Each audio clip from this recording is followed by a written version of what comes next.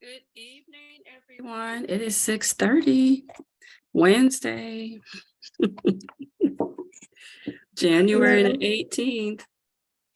Good evening, Kim. Good evening. Good evening. I'm so happy that you all came to talk about the comprehensive plan this evening.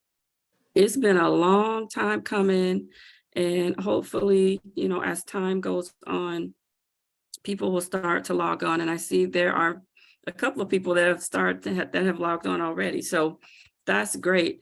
The purpose of this meeting was really to give the steering committee, you all, the opportunity to steer us in the right direction. And we intentfully scheduled this meeting as well as next Wednesday and then the following Wednesday for us to come together as a group to make sure that we're hearing all of the steering committee's comments and concerns and any glaring tweaks that need to be made to the comp plan prior to it being transmitted to the DCA, which is a state requirement.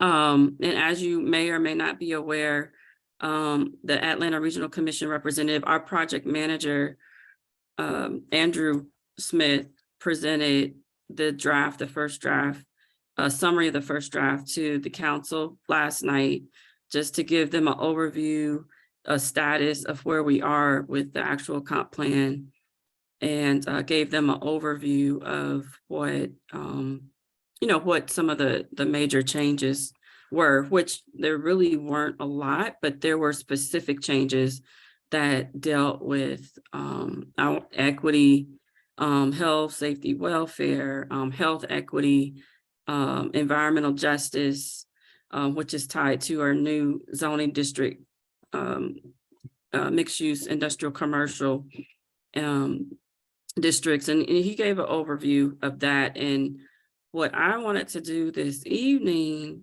is to see what you all think. I think you've had the document for about a week, so you may not have had the opportunity to go through it, but to give us any feedback that you may have. And we had some bullets that we wanted to go by too, just to get a conversation started. But overall, the intent is to get your input and just to have a discussion, just an open discussion, an open, transparent discussion. And I will say, last night, I thought that the discussion on it, dealing with what some of the things that could be added, some of the things that were taken out, mostly focused on equity and health equity, and whether or not the city wanted to include an actual health equity and equity charge statement inside of the document. The city adopted a equity plan about a year ago, and in that ordinance of approval, when the document was approved, there was a statement that it was to be included in our comprehensive plan. And so with that being said, the city's been working with Morehouse School of Medicine with a grant, and they've been providing, as a matter of fact, they provided a lot of our demographics. A lot of the health data that you see in there was done and compiled by through that grant that the city is in a partnership with the Morehouse School of Medicine. And I don't know if Megan, she's probably not going to be on tonight, but they were a tremendous help in gathering a lot of useful health and demographics and data for us. But just to give you a little bit of information, again, the presentation was provided by Mr. Smith, our ARC project manager on our comp plan update.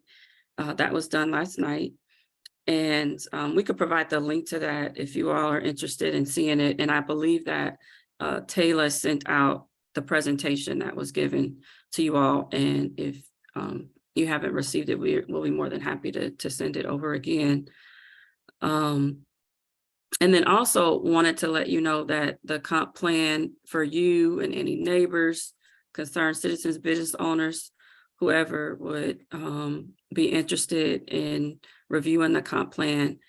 It's on all of our multimedia. Believe it's on our Facebook page. It should be on our web page. However, I was made aware that there were some technical difficulties and it may have been temporarily taken down. And that's something that I was just made aware of actually today, that there were some technical difficulties that IT is working on with our website.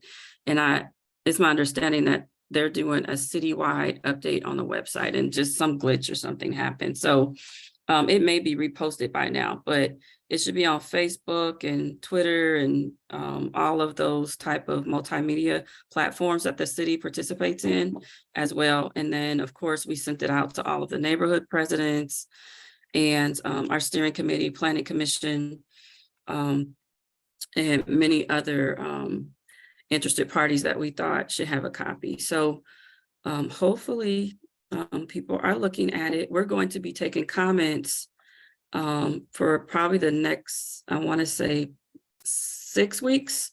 But what the plan is to get you all's comments over the next 3 weeks and incorporate those prior to it going back to council. We plan for it to go back to council to get permission for us to transmit it to the DCA, where they'll start a 4 to 6 week review of their own. And then during that period is also a public comment period, because at that point, DCA is going to send it out to all of the metropolitan cities that are included in the Atlanta Regional Commission.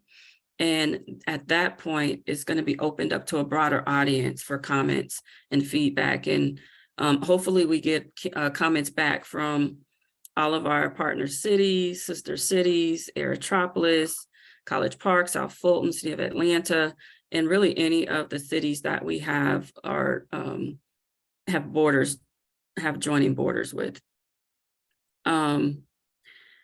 But tonight is actually a night for you all to give comments and everything. And just to start the conversation, there was a question asked about there being an equity statement in the document.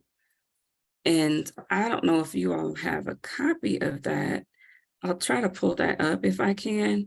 But the conversation from council in reference to the equity statement is, does it need to be tweaked in any kind of way? Just should we add additional statements? Should we add a definition or include environmental justice in the statement? So those are just some of the comments that were made. And in a moment, I'll see if I could pull it up. But I really just want to open it up to you all. You could raise your hand, you could speak. It's really open. This is a flexible conversation. We are recording this, so we'll be able to capture your comments and send those along. And then also there is a website as well where you can send in comments. So we are really wanting to just capture and grab anything that you see glaring, and I'll be happy to share what I think needs to be connected and added, but honestly, we're really just wanting to hear from you all. Kimberly, I have a question, just a point of clarification. Am I right? I was trying to add up all the different people and the timeline of commenting. What is the date that the city council is hoping to adopt the comprehensive plan? Does the state dictate a deadline? And if not, how long do you feel like we have as a committee? I know you want our comments in 3 weeks, but as a community before the city council votes to adopt the plan? Oh, wow. So city council will not see this document. It actually has to go back through our planning commission through the normal approval process, which includes the zoning information meeting. It includes a planning commission work session, a planning commission regular meeting. Then it goes to council to their work session and then to their regular meeting. So we still have 5 meetings before we get to council making any type of determination. That February 6th, is that the February 6th date that I gave you? That date was for us as a department to bring the document back for permission from council to transmit it to DCA for them to start their review. And Okay, then they send it out for a formal review for about 4 weeks. And then they look at it as well. They give us comments back. They say, oh, you know, you left out your statement about what you're going to do about your data capturing, or, you know, whatever those required elements of it is. If we left anything out, they provide us comments back to make those corrections over a 4-week period. So we have a long time to capture everyone's comments prior to it coming back for council for a final action. okay. Yes. All right, thanks. Mr. Chairman Atkins, how you doing? I'm doing well, thank you. I hope everyone can hear me. Yes. Director Smith, so I am voting, and the question has not been called, but I am voting for an equity statement and one around environmental justice. And Yes. did I hear you correctly in that one has already been developed? Is that correct? Yes. And Yes. Are you able to share that with us? Oh, yes. I'm trying to pull that up right now. Okay. I was trying to multitask with my emails, but yes, Megan has been really good. She's on a couple of committees. I know she's on that housing committee, and she's also on the steering committee for the comp plan as well. So let me see if I could pull that up really quickly. Is this it? Kimberly, is that what she read last night? That is what she read last night. Okay. That's the statement that she read into the record last night. Let me see. I think this is it right here.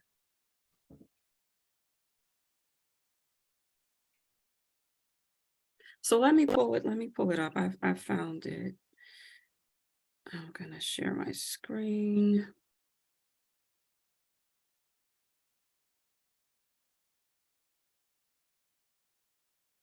It sound much longer when she read it than it actually is. Mhm.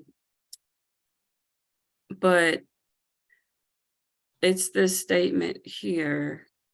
Equity is the fair and just inclusion into society in which all can participate, prosper, and reach their full potential. So that was the equity statement that she proposed to be included into the actual comp plan. Amongst the other things, she provided, I want to say a 1-page or 2-pager of information based on the committee that she's leading up in conjunction with the Morehouse School of Medicine. And I'll send this to you all. Okay, If you don't have it, I thought maybe we had shared it with you, but I'll send this to you all. Or Taylor, can you send it? Can you send it? I'll send this over to you. Yes, Send it if to you send it over everyone. to me. Okay, thank you. Thanks. I'll send it to you, and then you have everybody already on a nice compacted email. So, and send this over to you, and then that'll give you time to look at it to see, well, you know, maybe you should add another word, or, you know, just wordsmith it a little bit to make it just right for East Point. And then also, it says in here, another statement here, East Point is committed to equity, inclusion, social justice, and to dismantling the structural and systematic inequities that have negatively impacted the community. I think that is actually the statement Yeah, that's that the she read last strongest. night. Right, that's the strongest of those things, but Yes. yes. Yes, I don't know if it should be something in the middle, because when you get to the end of it, and it starts the dismantling the structure and all of that. I mean, those are strong words. And so, I just think it's open for discussion as to how that statement should be. I think the first thing that you read is a definition of equity. And I think I feel Right, similar correct, to correct. That is Act- correct. The second, the more powerful one is East Point is committed to equity, inclusion, and social justice. You're exactly right. And for clarification, that is the definition, and that's what she read. So yeah, she did read the definition, which is the one I read before, and then this second part is a definition of health equity. And so I mean, I think that those are important things to distinguish between. And I also think that those are very important terms to have in our comp plan, as well as our zoning ordinance, which we're gonna pick back up in this third quarter to get back on top of that, because we were working on those documents simultaneously. But our comp plan has is- taken the forefront. Yeah, this is very sobering. If you look at the poverty rate Oh, yeah. is nearly twice that of Fulton County. And the median household income is nearly half that of Fulton County. Yeah, And so if you really look at these statistics, these demographics, is very sobering. And so my question would be, you know, I understand that this health study that the city is partnering with Morehouse School of Medicine to do, which is really great. I'm working with them on a few other initiatives in some of the work that I'm doing with the city of Atlanta, and they are doing incredible work. But also, if you read just the passage next to that, East Point has higher than average rates of diabetes, frequent mental distress, high blood pressure, and obesity. Compared to North Fulton County, East Point residents have shorter life expectancies by more than a decade. By more than a decade. yeah.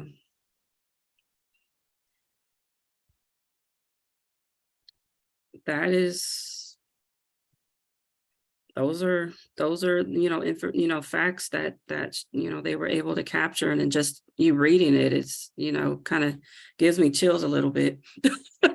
It's not what you want to hear. But another part of this is also, I think, maybe not what, well, I don't know. I was going to say maybe not what some elected officials want to hear. A part of that is, if you read just below that box, it says poor health outcomes and health inequities are highly associated with social factors such as housing, access to healthy food, and environmental issues.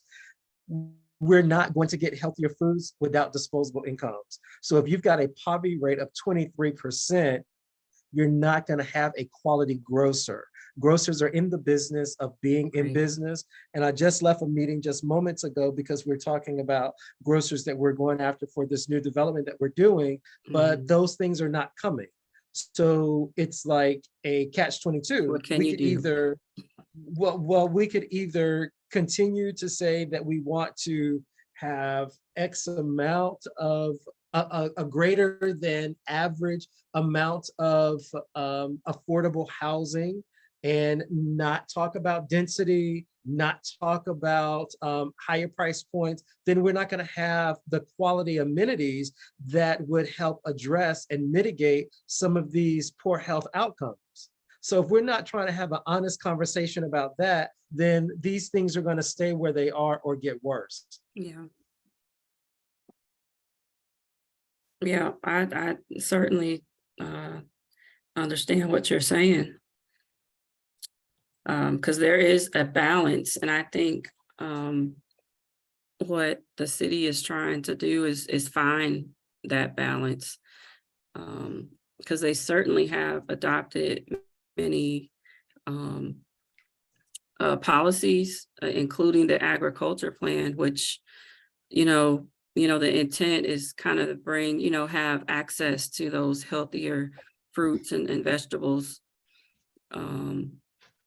in that manner, just empowering people and educating people to grow their own and to share and all of that sort of thing. And so I think that, there are a lot of sides to it, and trying to get that balance and get it to come to a certain balance where we can kind of change these numbers around.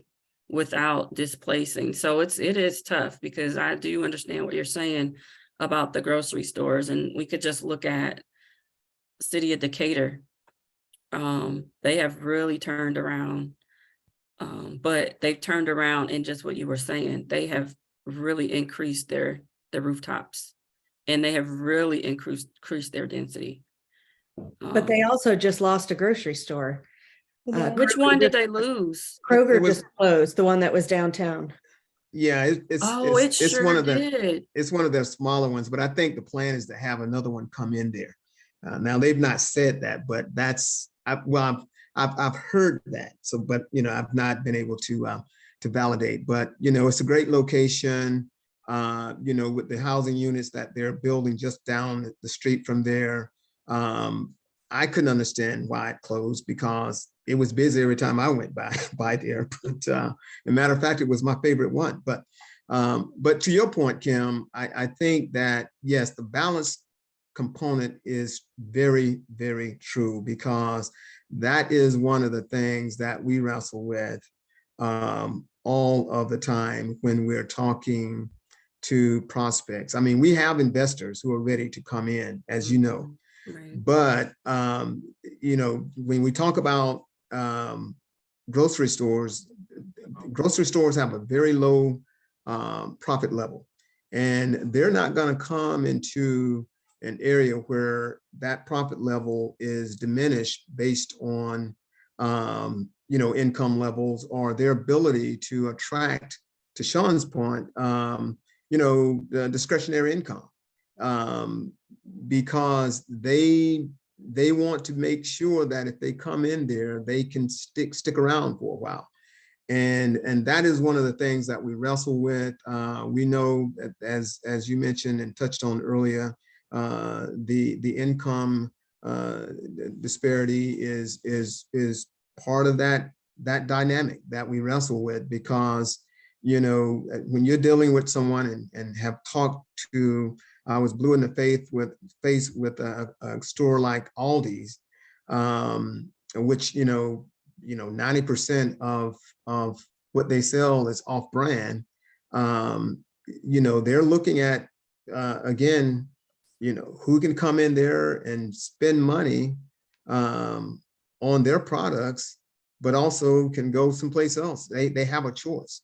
And if they're telling you that, the income level is not where it needs to be, and they need to be close to or within 5 minutes of a Walmart, for example, it becomes a challenge. But the deal is we are still working, very intensely in terms of trying to recruit someone. We feel that we're closer than we ever have been, and we're going to stay the course, because it is so vitally important that we get a grocer into the city of East Point, and we're fighting very, very hard for that, without a doubt. Would y'all like to see stronger language in the comprehensive plan about attracting a grocer? I just did a quick search, and I think it's mentioned a ton in the survey that's included in the appendix, but it's only mentioned I think twice in the actual text of the plan. Well, So- I think that there's definitely a want for a grocery store. I mean, it comes up so many times when we've had developments, housing developments that have come through rezoning. It's come up, but again, we've had arguments on both sides of it, as far as that quote unquote word of gentrification and everything like that. But again, everything is that balance, and how do we find it? It's like there is no mechanism or equation that I'm aware of that you could just plug the numbers in. It's like when you get to this many rooftops, then you're okay. So but again, to Macio's point, I wonder if we should tie that somehow to the land use section of the code. So when there is a development that comes in that may want to increase density.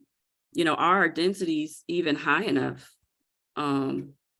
Because I know that one of our projects that had come in, it ended up getting denied in the end, but it had come in. And we had to stretch all the way to the MARTA transit-oriented development plan to get additional support for increasing the density in a particular area. So I wonder if we need to strengthen or increase our density, and then if so, what areas would be best for that? So, can I butt in for a quick second? So it seemed like not that long ago, I was browsing through the minutes and the agendas for BIDA, and I saw that Lidl was looking at developing in the commons area. Yeah. But the problem was that there wasn't enough space or something there for a Lidl because parking lot that they would need to have and all this jazz. So I think the other thing that I haven't heard talked about a lot is because East Point is so small, you know, we're only 14.2 square miles large. And we don't really have that much vacant land. Do we even have a parcel of land that, you know, a grocer would want to develop on? If we had, you know, the income, if we had the population, blah, blah, blah, you know, do we have the space for one? Is my question. You know, I would. okay, I'm sorry, go ahead. No, you go ahead, Maceo. Okay, Sean, thanks. Carrie, we you know, ideally, there's a site right there on Main Street at Knox Road, right next to the BP, that is just under you know, 3 acres. The only problem is that it doesn't have you know, it faces the tracks. And we've had some of these same folk that I alluded to earlier in terms of grocery stores saying that that would be would have a lot of potential, if not for not having access to the other side of the tracks, because you have, you know, the Colonial Hills community right there. And then you have just on the other side of the bridge there, you know, you get into the city of Atlanta, so you could attract from there. But that is one of the sites that we were hopeful that someone could have or would have bid off of, but that didn't happen. And so, you know, we were left with you know, the site downtown, which has been really, based on our conversations, the most promising. And that's why we continue to push that and in hopes of getting you know, someone to land. But yeah, that, to your point, that was another site that we've talked about, but because of the train tracks, it didn't pass the test that they were looking for. Can you explain what they said is like, just because the store is facing railroad tracks? Well, because you didn't have it, there wasn't the access. I mean, you had two-way traffic, but they're looking at folk that could they're looking at the population on the other side of the tracks that would limit their income potential. And also it you know, it kind of obstructs visibility as well, because you have the wall there. So there are a lot of factors that fits into it. You got traffic going in the morning, traffic coming in the evenings, but mainly it was, you know, they had north and south traffic, and then they had the traffic behind them, which would be the west side, but they lack the east side. So they just didn't, the access and the visibility were two negatives that they pointed out. Wow. Right Eh. there at the MARTA station, right there at one of the primary exits and entrances to 166. Yeah, I- right. Yeah, I just- exactly. Right I there, don't understand that rationale. right there at Knox. Yeah, I know And, yeah. exactly. I live in Colonial Hills. I pass Yeah, that empty lot every day, Yeah. probably 5 times a day. It would be Yeah. an ideal place for a grocery store. Well, I thought so. I Yeah. thought so as well, but they have formulas that they go by, and no matter how hard, as I mentioned, we've toured personal tours downtown. We've sent out data, but they have a formula that they go by, and they do not deviate. And it's it's golden to them. And that's what you hear when you talk to these entities. They just don't deviate. So what is the city doing to support Market 166? Because you've just basically said we're not going to have a grocery store in East Point anytime soon. And Market 166 is a way to, work around that, a Yes, so- community-owned co-op. So is the Yes. city doing anything to support them? Yes, so we're working. Of course, I'm certainly tied into that. The team there. We've been on walking tours, of course, looking at sites along the R. Martin stretch right there at Buggy Works, Wagon Works early on. And right now, they're obviously looking at funding, but they also were looking at the study that they had done, which is going to direct a lot of their activity. Now they're being very deliberate in their decision making as we move forward. We are making progress. It's slow progress, but promising progress without a doubt.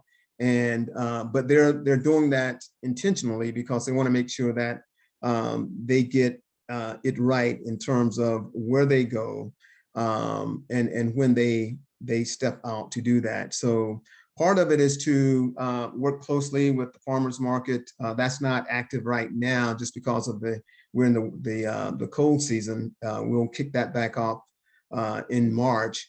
And once they do, as always, we have vendors who will participate and be a part of the farmers market to kind of test their products, which is the same thing that Cultured South did. And now they are establishing the city's first brewery, which is right there on R. Martin. And of course, I know you're familiar with Leafy Greens. Lovey Gillum started out with the farmers market, and now she has a brick and mortar location right there on Church Street, and she's doing very well. So sometimes these things are birthed out of a kind of a grassroots initiative, but certainly have and has demonstrated promising results. And so we feel that with what we're doing in terms of our concerted efforts to keep up our intent to recruit a grocery store is going to pay off. Our efforts are paying off. We just have to get there. And we're, as I mentioned, I feel that we're closer than we ever have in terms of getting a grocer at this point. So something else while I was on Google Maps, looking at the area that you're talking about, we haven't really talked about Tyler Perry. I know that he's in Atlanta, but I don't know if there's any kind of a way that we could partner with him more strongly. I know there's a residential board that Miss Tammy Cook is on, which I appreciate your hard work on that board. But if there's a way that we can really try and strengthen our relationship with him and his development, that would be good. I'll say That to would that be- point, I'm sorry, go ahead, Tammy. I would just say that after almost 10 years of serving on the Community Engagement Subcommittee of the Fort Mac LRA, that my experience over these years is that Mr. Perry is really not interested in doing anything that benefits the community around his space. Sorry, just saying that out loud. I've been at every meeting, and every meeting I hear about how they've given away 300 coats in the winter, and they've helped buy some equipment for the high school, and he's paid off layaway. But as far as his redevelopment of the base, it is yet to be seen after 10 years that he would do anything to benefit the community.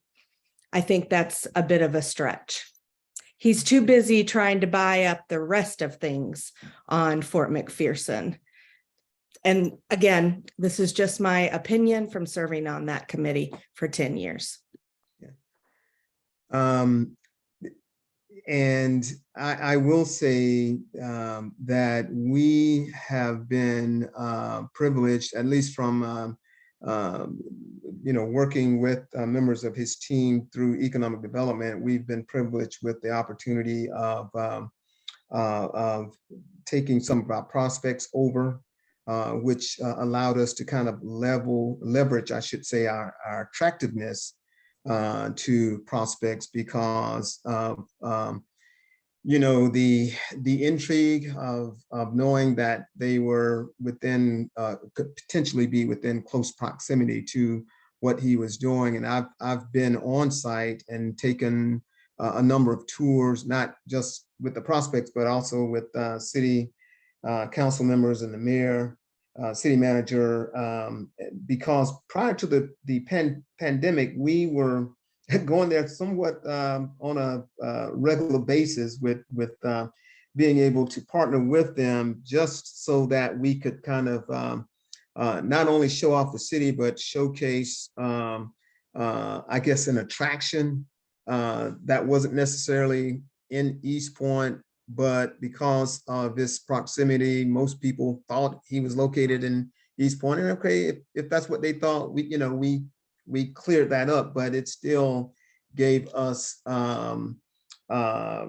created some interest and attractiveness in terms of what we were trying to do. Now, since that time, though, I to your point, we've not been able to do that because they once COVID kicked in, they just cut all of that out. And we understood, but we did have a good relationship when we were doing those things, and we appreciated it because it was something that we could leverage in terms of our marketing efforts and enticement of a potential prospect locating to East Point. Has anyone that you have talked to brought a business to East Point because of our proximity to Tyler Perry Studios? No, I can't Did say they- that, but I can say that they have certainly located to East Point, knowing that we have amenities such as the airport. We have access to 75, 85, 285, 20, and 675 a stone's throw away.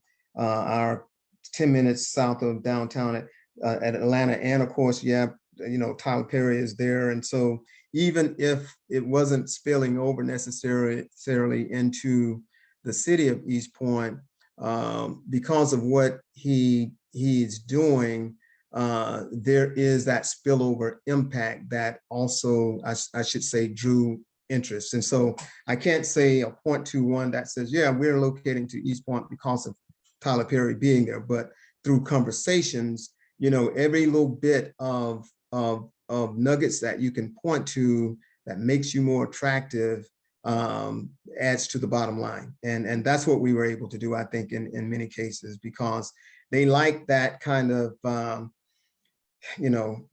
for lack of a better word, they feel like they are somehow connected And if they feel like some things are going on in an area that they want to be attached to, or they can connect to, then it creates a good opportunity for you to take advantage of that asset, basically. So I'm gonna ask a question. So, and this is something that I haven't seen, and I feel like if I knew this kind of information, I'd be able to make better decisions about this kind of thing. So, so basically what we want is we want we want a grocery store, we want nice-ish things, but we don't want to push out people who are here, especially people who have been here for a long time. But right now, the taxes are predominantly, I feel, mostly just on residents and people, like because we don't have developments, we don't have a lot of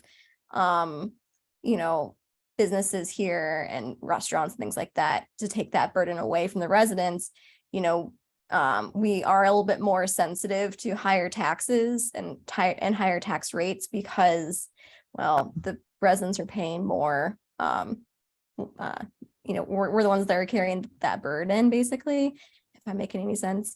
And so what I'm kind of wanting to know is, do we have like a map of East Point of the different businesses and like the tax breaks that we're giving them?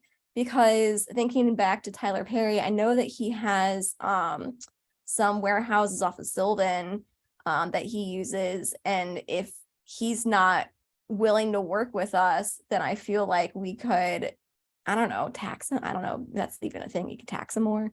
But yeah, I'm not exactly certain how all that kind of stuff works, or if I'm making any sense. But yeah, do we have like a map of the different businesses or in the different industries and like how what the tax breaks are that they're getting? And then if we can develop a plan around that to kind of shift the weight of the of taxes. I don't know. Well, Ms. Aguilar, I'll say this, much like the other things that we were talking about in terms of balance, there has to be a balance on all of those things. And so a lot of municipalities have incentives for businesses. So it's not just that we're going to give you a tax break and the municipality is not getting something out of that. In many instances, it could be the creation of jobs. It could be a whole number of things. And if you create more jobs and the residents have access to more jobs, they make more money, they put more money back into the local economy is sort of the idea. And so if you start to use that as a stick, then we already are short on businesses, then we're going to have even fewer businesses. So there has to be a balance. You don't want to give away the baby with the bathwater, but you do have to create a balance for any of those economic development incentives for any of the businesses. The other thing that I would say is that I didn't see it in the report, Director Smith. I'm also interested in knowing what the educational attainment is for the East Point population, because in the meeting that I was just in earlier today, and we were talking about the grocer that we will be recruiting for this new development. It was very interesting because the economic development arm for the City of Atlanta, Invest Atlanta, said that the first question that grocers ask is about disposable income. The second question is about educational attainment. And again, I go to, if our city is not trying to improve those things, we're going to be hard pressed for a quality grocer, which would then not help with all of the poor health outcomes that have been outlined in the study that Megan has prepared.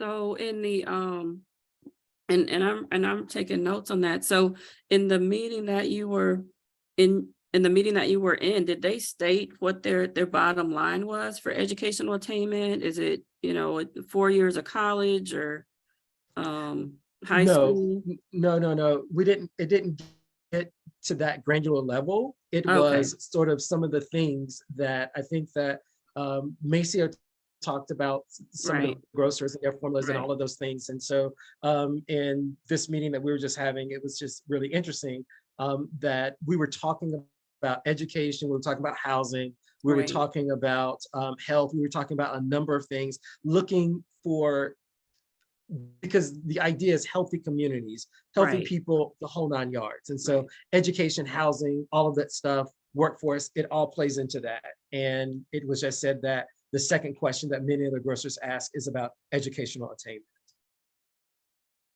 Yeah, and we have a vacant college in East Point. Or I don't know what you would call it college, but yeah, we have a campus.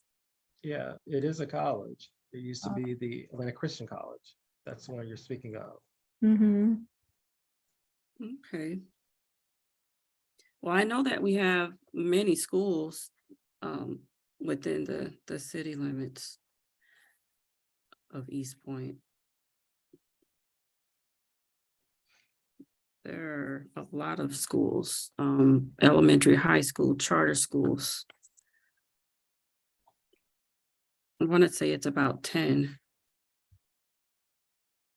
So speaking about the schools, I remember when Fulton County threatened to close a couple of our schools, threatened to close Park Lane and a couple other schools, and it was kind of a surprise to us.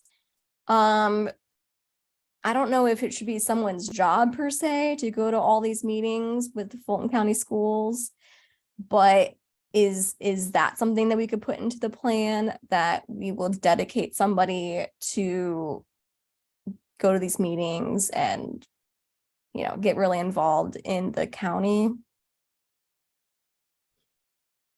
I don't know if we could put in there to dedicate like a job or something to that. I mean, we definitely could say to strengthen or the relationship between the Fulton County school system. I mean, I think that's something that could be put in there. I mean, they have to be a part of the planning. It's just so weird because I just came out of this meeting today, but at the table, the assistant superintendent from APS was at the table. You have to talk about education. Yeah, Where you have great schools, you have great communities and great neighborhoods. So you have right. to talk about education. You have to talk about the economic development arm. You have to talk about health. You have to talk about housing. And so we're all around the table so that we're not working in silos, and we're Yeah. trying to figure out how do we create the healthy communities that everyone needs and desires. And so the city can't do it. We don't have a school system ourselves. Right. And so when you start to lose student population, then you run the risk of schools closing, because it's difficult for a school to, a system to keep a school open when population dwindles, Yeah. all of those things. You have to talk about all of these things sort of as a collaborative effort and not in silos. And that leads to health, that leads to the economics, it leads to all of those things.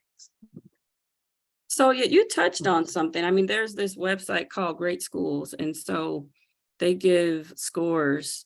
And so then that ties to the jobs, because when you have people that are changing jobs and they're looking for a job, and they have families and children, that's one of the things that a worker is going to be looking for when they locate to a community, is whether the schools are High performing. I mean, right. So it's all tied together. it's all connected, and Yeah. and corporations locate to places because of, again, education Right. attainment. They want an educated workforce to be able to work in their corporations. All of these things are tied together. So I'm wondering, what can we do? Because there's a part of our of the comp plan where each department actually puts goals, like what projects do you intend to do over the next 5 years? And it's called the work program. So that may be something that we may want to look at as a group, because what does economic development have on their goals? What about public works? What about the land use, what about our department? The planning department, are we in line with, where we're trying to go over the next couple of years? So with that being said, I definitely will be looking at that section to see if, to see where we are, to kind of, look at it in a benchmark, from a benchmark perspective, and see if it's something that we may need to add on there or propose to add on there for the next 5 years. So that may be something that this group could look into, is the work program part of the comp plan, and just take a look to see, hey, over the last 5 years, what exactly did you accomplish in your area? Maybe you want to focus on this, given that, we're looking at health equity and environmental justice and all those things. Maybe some of your projects should be geared toward having sidewalks and that sort of thing. So that may be another angle to look at it, where you actually have a policy in place to make reference to when some of these projects are maybe coming through rezoning, like, oh yeah, I want to build XY type of business. And we look in here like, well, is that on our goal list? So, that's how you could leverage and use what we're trying to do now in the future, and kind of strategize to get it to a point to, where we're all trying to go.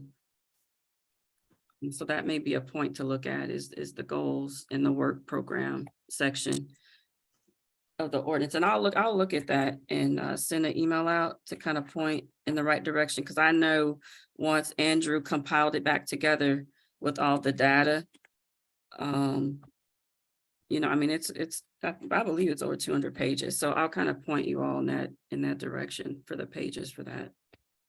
Well, and to Ben's point in the chat, he has written to say that there is no education section in the comprehensive plan. So, and if that is something that businesses are looking to as one of their considerations for coming here, then I think we probably need something. I don't know if it needs to be its own section, but maybe it could fit into the section that you just mentioned, the work programs. I don't know. I suspect that it's not a glaring oversight. I'm sure the ARC has thought of education, but probably it just doesn't consider the scope, because that's usually a county, in our case, obviously it's a county level responsibility, but yeah, we live and die by it. So maybe there are other ways we can speak to it in the plan.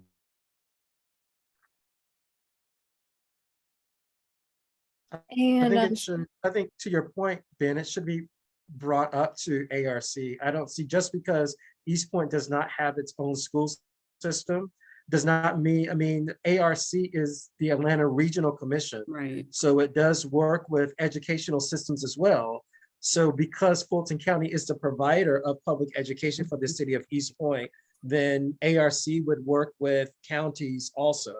So I think that there should be something. Education is critical to the development of a city and for neighborhoods and all of those things. So there should be something about education and what our goals are around education.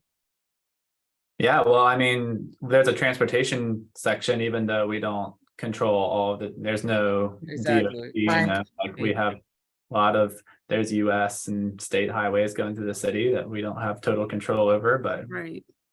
it's worth being in the plan. Yeah, fully agree with that, without a doubt. I do have a couple of comments on the transportation section, whenever we get to a good segue for that, Director Smith. Go for it. All right.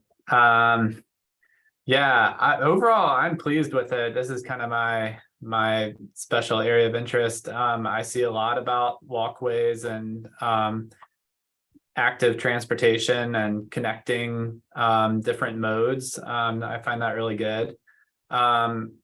I do think some of that, like in this transportation section on page 67, I love the goal, linking with multimodal pathways and so forth, and making connections, but I'm not sure that the policies that are listed are really going to get us there. I would love to see the policies a little bit toothier and saying that we're really going to build more active transportation infrastructure, if that's, you know, a consensus in the city.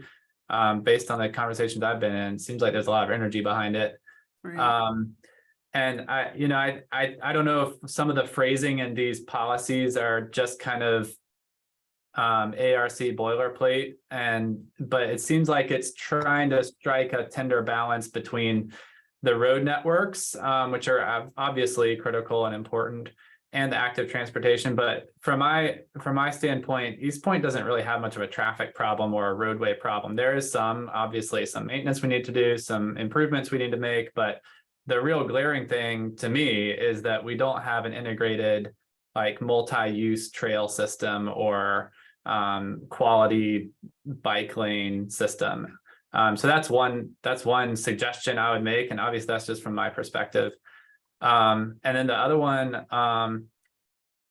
is that I would love to see something about separated pathways for bikes and pedestrians, because a lot of times when you talk about building bike and ped infrastructure, the easy thing to do is to paint a stripe on the roadway and put a picture of a bike on it, and they just tend to be very ineffective. Like, the people who are willing to ride on the road are already riding on the road, and people who aren't yet riding or using a wheelchair or pushing a baby stroller, they're certainly not going to do it just with an unprotected stripe. So I think that's maybe an important detail to include.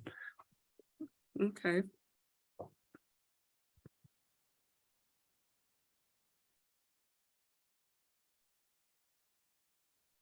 Again, just my opinion, so would love to hear any input from the rest of the group here.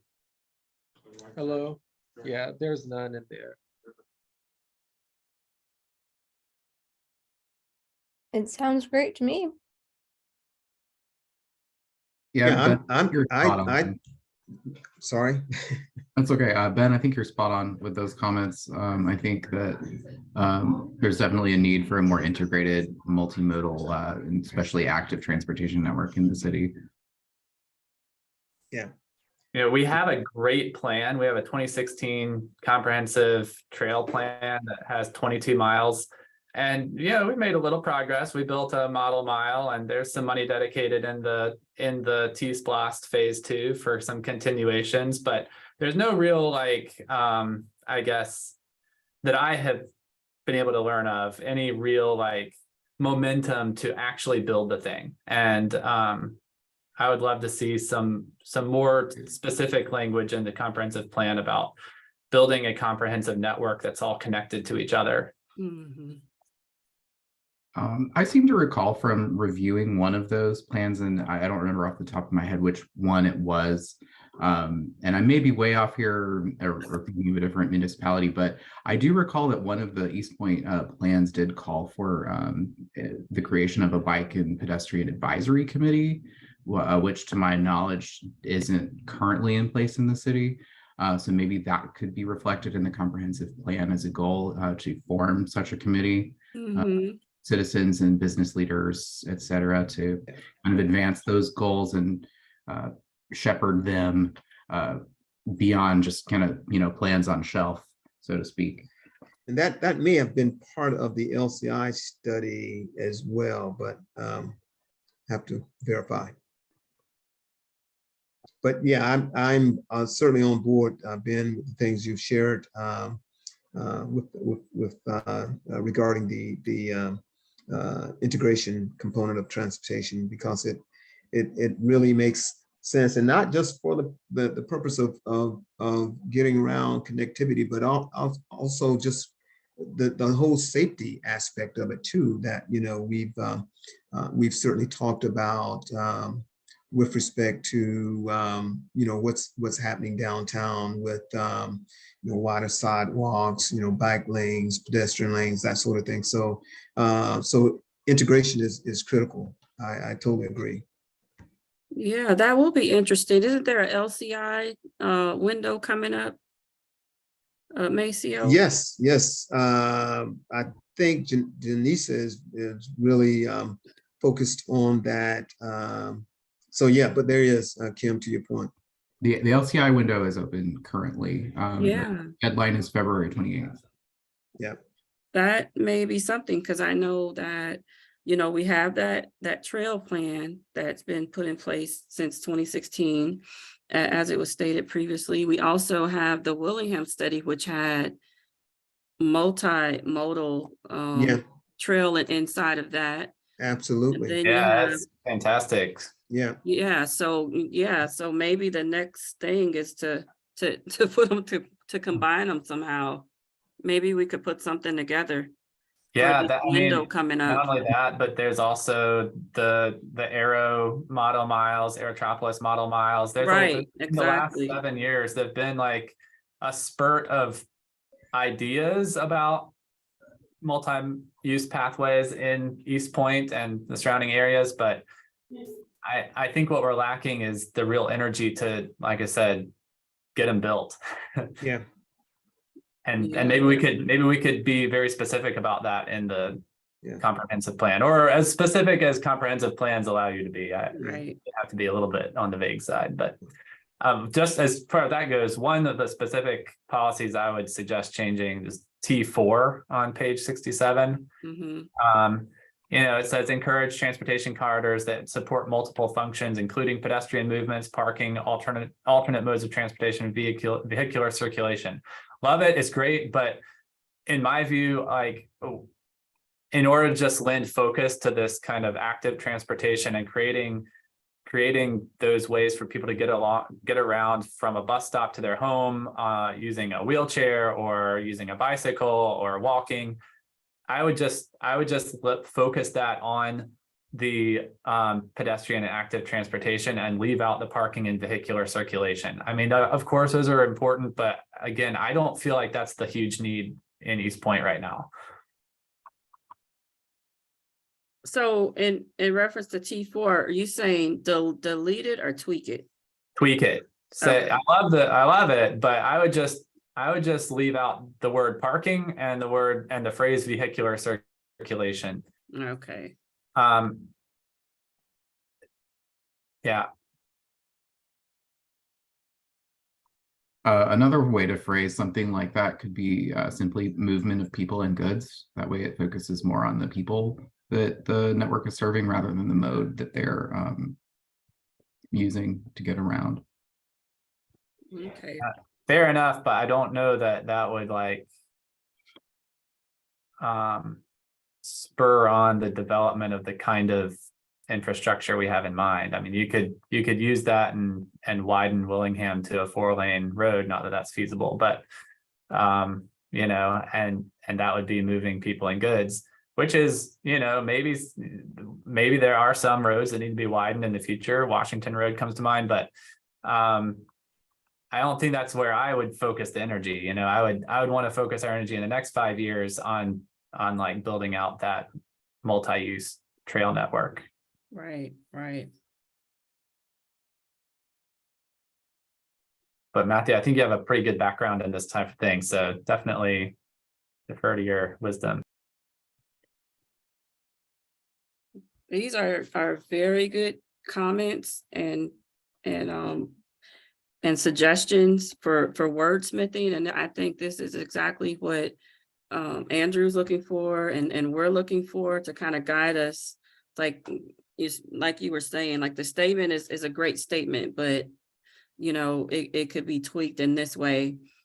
And that way, when it's adopted and projects are coming through and staff is relying on this comp plan to make recommendations to the planning commission, you know, it will really come in handy if, you know, the statements and the goals are intentful, because we're literally relying on the text that's inside of this, that's going to be inside of this, to make recommendations for whether developments should be approved or denied if they happen to be coming for rezoning or some sort. So thank you. Keep those coming. Keep those coming as you have time, because this is a group effort and we appreciate any additional comments that you all have. Can I change the topic to healthcare? If Yes. everyone feels okay with that.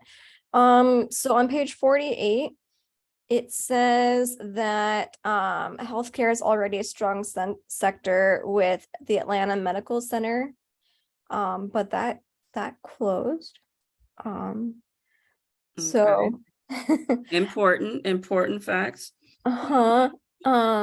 And I mean, again, something that's completely outside of our control because our healthcare is privatized right now. But saying something about trying to strengthen that and hopefully get something else in there soon.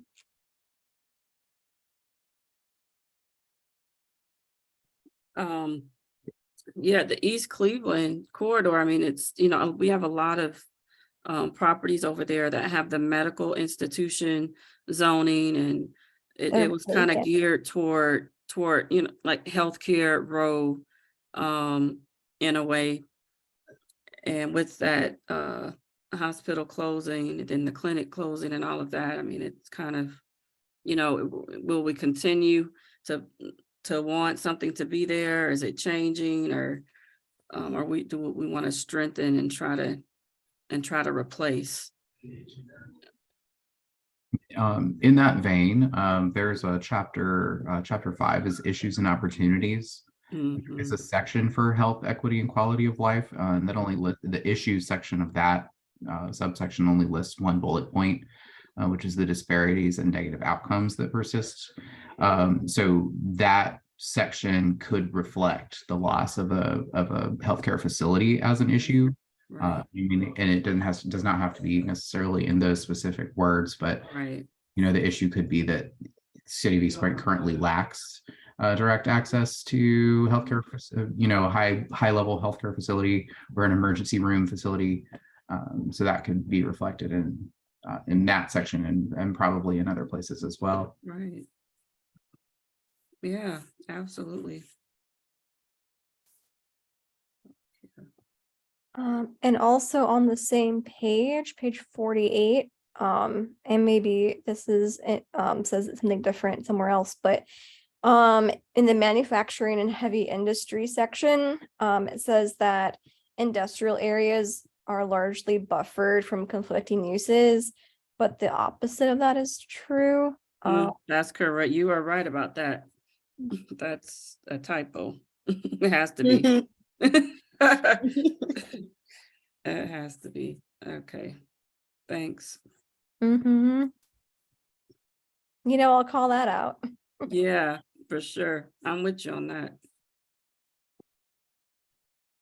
That is the absolute opposite. Okay.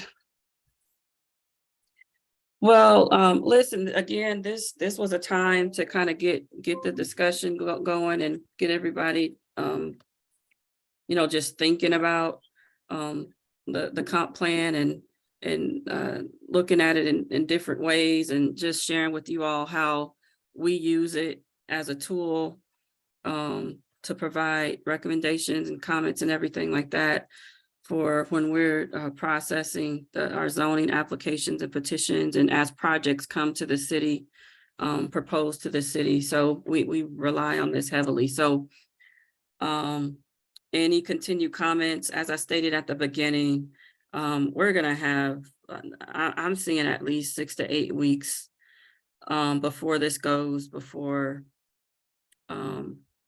council for final adoption. So there's going to be a pretty lengthy comment period. So you will have time to look at it. And again, I wanted to use the next 3 weeks for us to come together and just, continue to have discussions about it. And we'll continue jotting down the comments and getting them over to Andrew. And we'll be collecting them. I put the email address that should be posted on our website, but just so you have it, I put that in the comments, and I'll make sure that we send that out to you all. It'll be on our website. It should be on all of our platforms, Facebook, Twitter, and all of those things as well, just to keep those comments coming in. And, if you're finding things in there that's just not right, and, just make sure you bring it to our attention. So.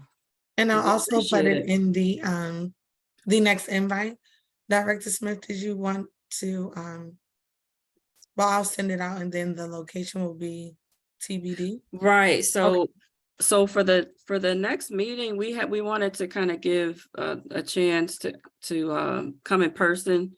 But I mean, I'm completely fine with it being virtual. I think that, you know, I have easier access to writing notes and everything like that. But if you all would you want to come in person? Because we'll have to arrange it and make sure that we reserve a room and everything like that for next week.